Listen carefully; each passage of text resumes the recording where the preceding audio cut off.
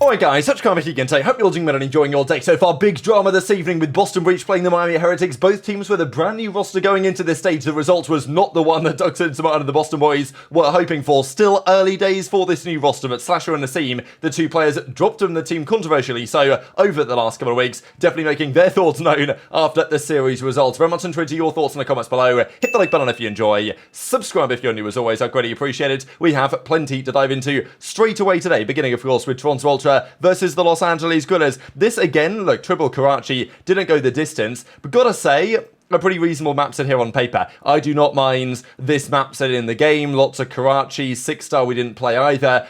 Sure, invasion might not be great, but for search, I can just about tolerate it for search and destroy. Game 1 though, I gotta say, the big talking point was Envoy again and his struggles here. This was a major discussion, understandably, during the major, when Envoy was nowhere in the hardpoint. Now, he said after the tourney about, well, even during the tourney a little bit, I'm pretty sure as well, but certainly after the fact about his controller, it had got broken, he had to use a backup one, it wasn't the one that he wanted, and he was getting farmed. But even, to be fair, during that tournament, he actually wasn't bad in the other modes. It was just the hardpoint where Envoy was getting absolutely fried.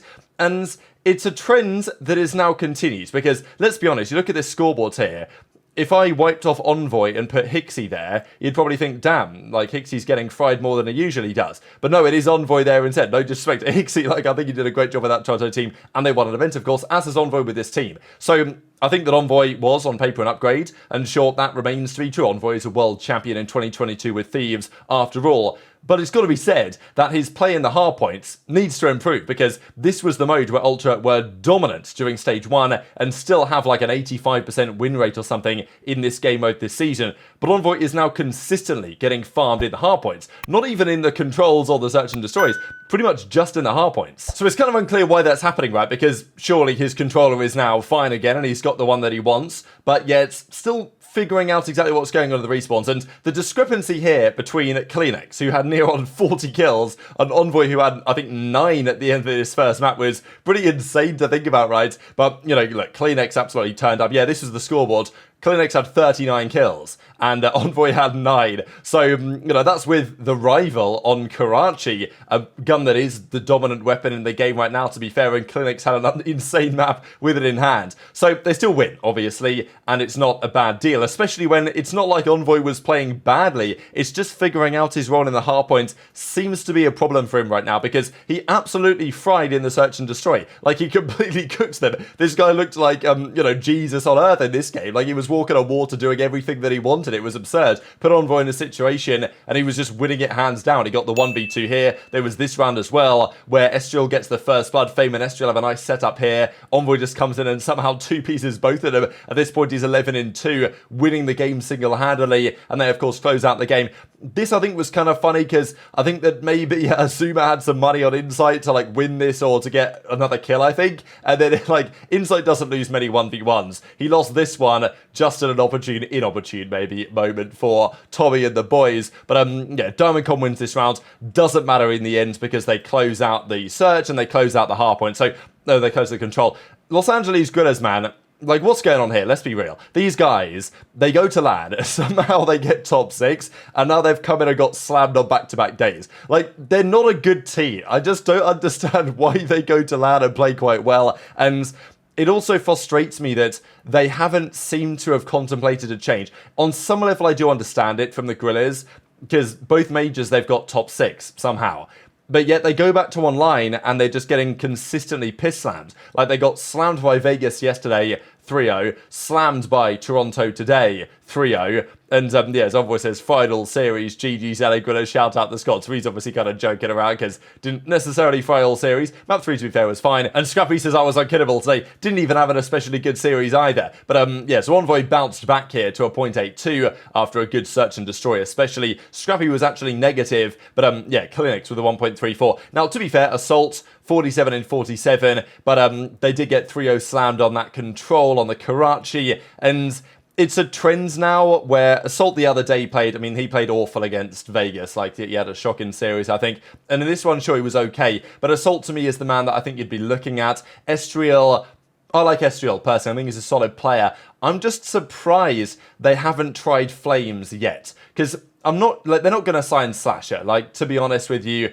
that might make sense, and I would like to see it, but I don't think they're going to do it. I don't think they have the money or the commitment or the resources or anything. Like, they are literally a skeleton crew over there at Gunners, that somehow they have multiple analysts and they have a substitute. Like, there's plenty of teams in the league that don't have a substitute, but yet they do, but they haven't tried him in the team. So maybe it's those top 6 placings that are just about keeping them afloat, but an 0-2 start, 0 map wins. You've got to think that at some point they've got to try Flames in that starting team. Because Flames and SGL are a duo that had good success in, let's say, you know, Black Ops 4, Grinder, Chals and tournaments back in the day. So I'm just surprised they haven't done that yet. But let's talk about the Miami series, because, man, these boys, it was ugly to start and then it was ugly to finish, but for various different reasons. Now, Real, back in the league, this is cool to see. And honestly, today shows why Real absolutely is a very talented player, and a player that, if he was on Ravens, would have been very interesting. Like, I think for Ravens, it's kind of tough to say whether Real would have stayed or not, because they did improve with Tej, but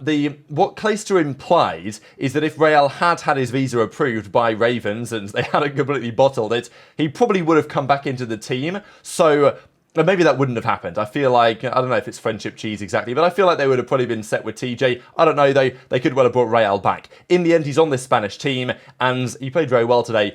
Now, Boston started off well. Beans bringing the energy, shouted dead. You know how this guy goes with the comms, all the good stuff. You can actually see his head move here when he says it. 3, 2, 1... dead, he drops it, and you know, the rest is history. And he did fry game 1. Like, I was impressed by the Boston guys game 1, but I think the concern that I have had with this Boston team, and that certainly remains true after today, is that without SlasheR, without Asim, I think you lose a lot of positive attributes of players. Now, sure, those guys, you can very much argue that either one of them should have been dropped, right? Because the team was playing badly, they were top 12 both majors, and you know, to be fair, today we're going to clown Boston because they've made these controversial moves and they've lost to Miami. Not a great team. Right, they get slammed on LAN. They are okay, to be fair, online, and Real played very well, as we can see in this screenshot here. Nonetheless, it's still going to take a fair bit for Boston to prove that they have made the right call, but at the same time, they don't have to be that much better than they were for it to be an improvement. But they've got to be better. And I think when you get rid of Asim, you get rid of SlasheR, you lose a lot of leadership, you lose a lot of winning experience, you lose a lot of like character in important moments.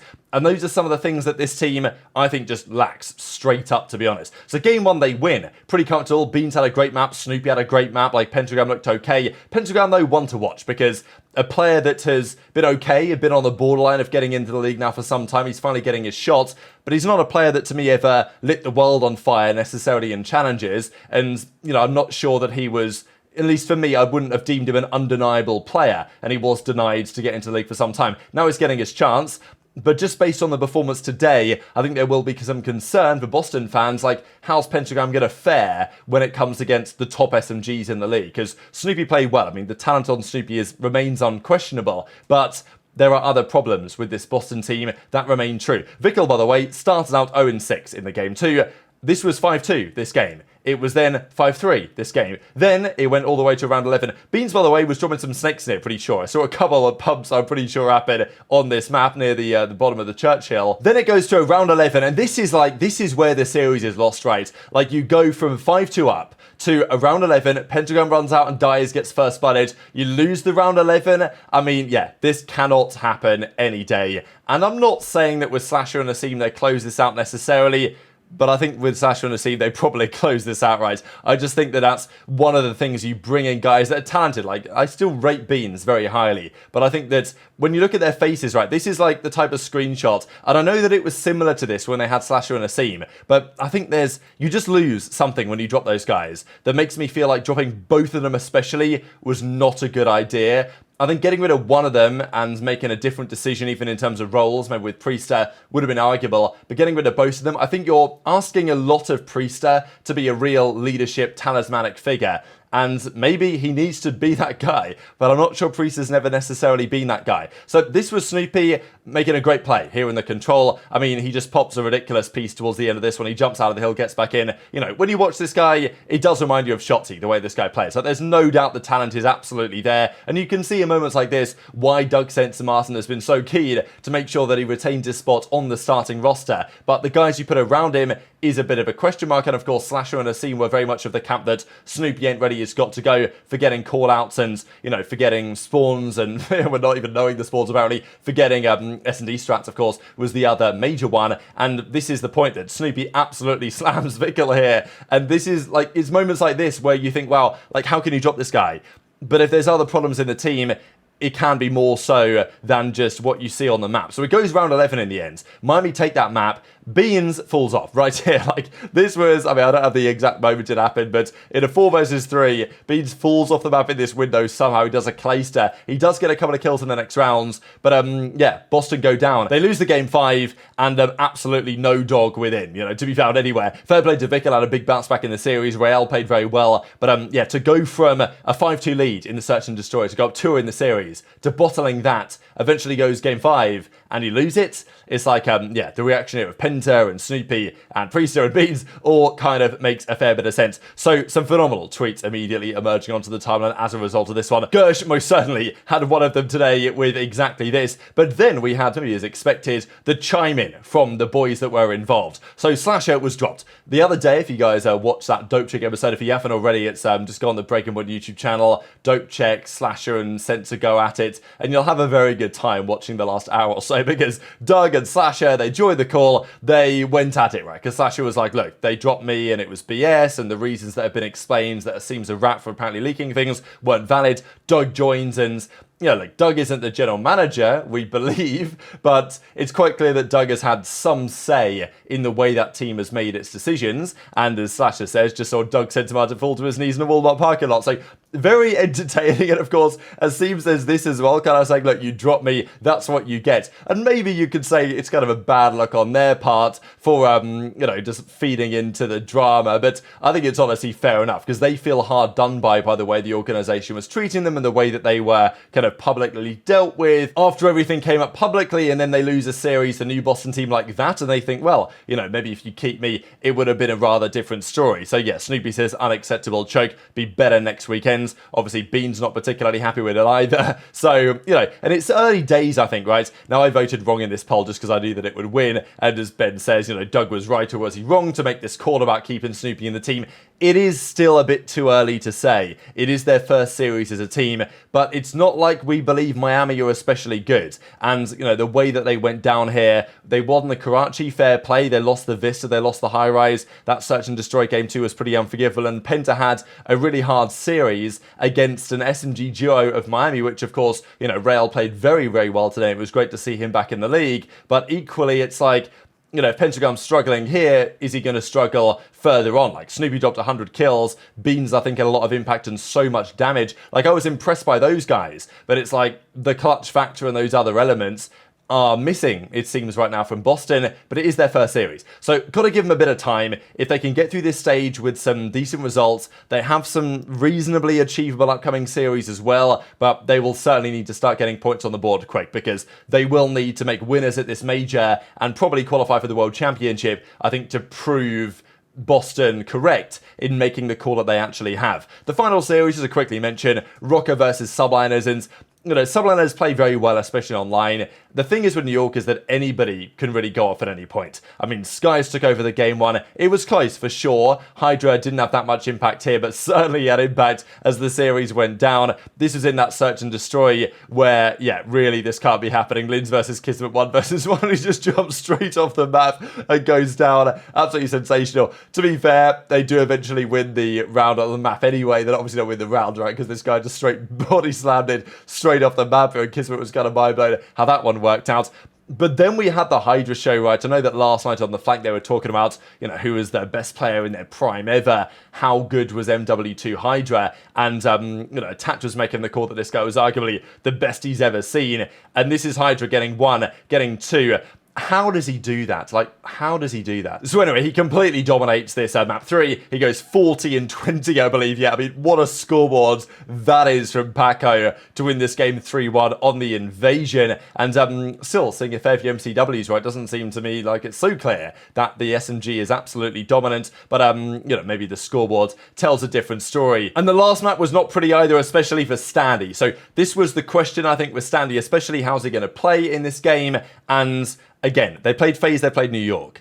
But I wasn't really impressed. I know that some of these maps were kind of close, but there were so many moments and vulnerabilities, I would say, shown by ROKKR that I'm just not convinced about this team. This was the post-game scoreboard. They won a map, to be fair. They won the high rise, search and destroy, and they did have their chances. The game 4 was maybe, I don't know, I feel like New York were a bit more comfortable there than the numbers suggest overall, but it wasn't terrible for ROKKR. They're probably not awful, but they're just not good enough right now. And yeah, we've talked about SMGs having a bit of a hard time. Pentagram standing at 0.63 today. So that is a story he will need to turn around. But very much on Twitter, your thoughts on all this stuff in the comment section below. Hit the like button if you enjoyed. Subscribe if you're new. Take care. And I'll see you next time.